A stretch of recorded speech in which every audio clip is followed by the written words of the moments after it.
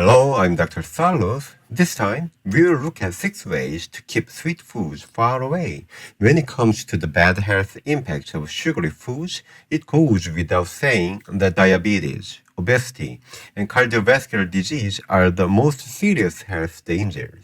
This also pertains to liver, breast, and prostate cancer, although it mostly raises the risk of pancreatic cancer. Dementia also rises by more than 50%. Asthma, depression, and ADHD risks are also elevated. The recommended daily allowance of sugar is 25 grams or up to 6 tablespoons. Limit yourself to 1 glass of sugary drinks per week, such as cola. You may think this is a bit harsh. However, when it comes to eating sweets, less is better. Sweet foods are tough to avoid, even if you are aware of them. If you first understand how food enters your mouth, it is simple to develop a strategy to decrease it. There are 4 processes: metabolic, compensatory, emotional, stress-related, and cognitive. We can see that eating sugary foods is associated with brain training. The first process is metabolic. The hypothalamus of the brain secretes a variety of chemicals that regulate hunger and energy metabolism.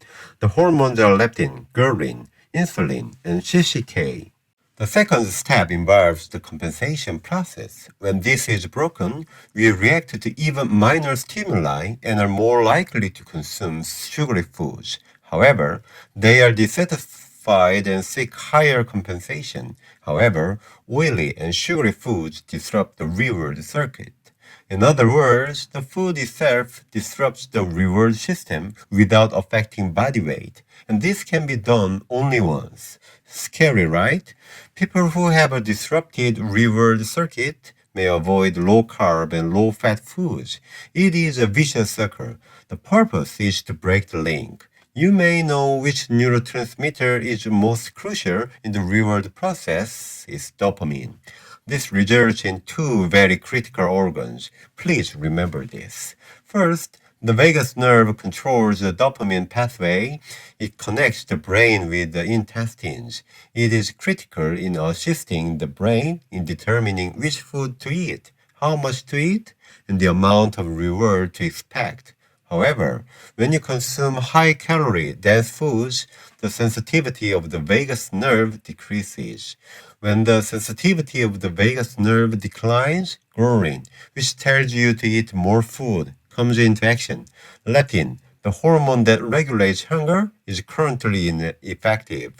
For example, vagus nerve block surgery can stimulate your appetite. The second item to remember is intestinal microbes. Depending on whether they are nice or evil, they can even alter their owner's dietary preferences. There is a hypothalamus in the brain. It is responsible for visual and olfactory stimulation, which allows sweet foods to reach the mouth. However, intestinal microbes can alter the function of the hypothalamus via the gut-brain axis. Of course, it also controls the dopamine pathway. Wow, I suppose I should make my microbes a loyal pet. Now let's get started with the defense strategy for keeping sweet foods out of your lips. How to eat food should come first, right? Replace sweets with other foods such as vegetables and fruits. They are high in fiber and have a low energy density but a large volume. These nutrients improve your gut microbiome and modulate your reward circuitry. For example, grapes, apples, and tomatoes are superior to jelly, correct? This also applies to mixed grains, whole grains, and seaweed. In addition, eat it slowly. When sweet foods reach your mouth, dopamine is immediately released. Then you will start to eat it again, right? However, as food enters the stomach and is digested, a delayed response of dopamine occurs. Importantly, delayed dopamine release diminishes the desire for sweet foods. Here's one of the reasons you shouldn't eat rapidly. Another thing to consider is that if you avoid too much protein, you may wind up overeating on sweet foods. In addition to creating a sense of fullness, protein plays a role in the reward circuit. Consume a minimum of 20% of your total calories. Second, sleep. You must obtain adequate sleep and sleep soundly. To control your blood sugar well, you should go to bed before 11 p.m. and obtain a full 8 hours of sleep. This habit will also help you strengthen your ability to resist switch. The rationale is that it preserves both the compensatory circuit and metabolic control. If you sleep for less than 7 hours, your appetite-stimulating hormone ghrelin levels rise, making you feel hungry. Then sugary foods can become easy to consume. Another problem is if you don't sleep well during the week, it's simple to sleep for more than 9 hours on weekends, right? This turns off the compensating circuit. Even if you eat the same thing, you will not be satiate. Then you will frequently seek higher calorie items. Third, exercise. You may claim, oh, I crave more food after exercising, but this is not true for high calorie, sugary meals. It diminishes the pleasure you get from sweet meals and lessens cravings. Exercise also influences metabolic systems that suppresses ghrelin secretion and regulate reward processes. Fourth, practice mindfulness through meditation. It lowers stress, controls emotional processes, and has a good impact on the reward circuit.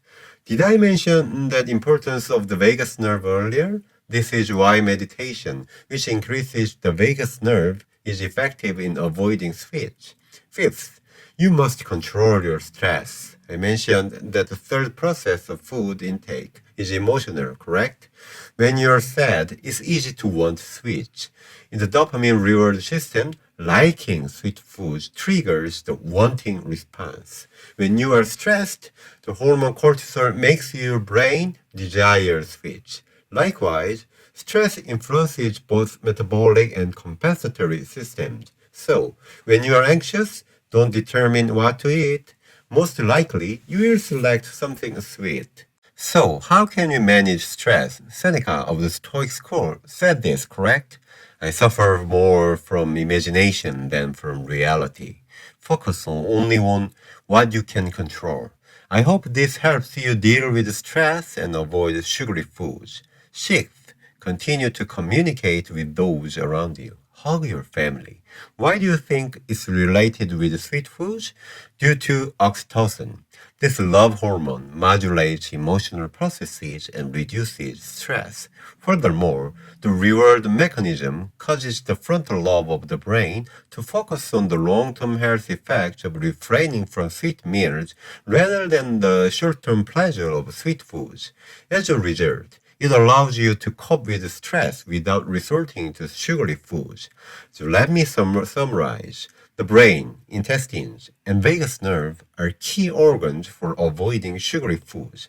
Approaches of strengthening them include eating low-density, fiber-rich foods and eating slowly, eating protein, getting more and better sleep, exercising frequently, practicing mindfulness meditation, managing stress, and enhancing oxytocin secretion through hugging, avoiding sugary foods.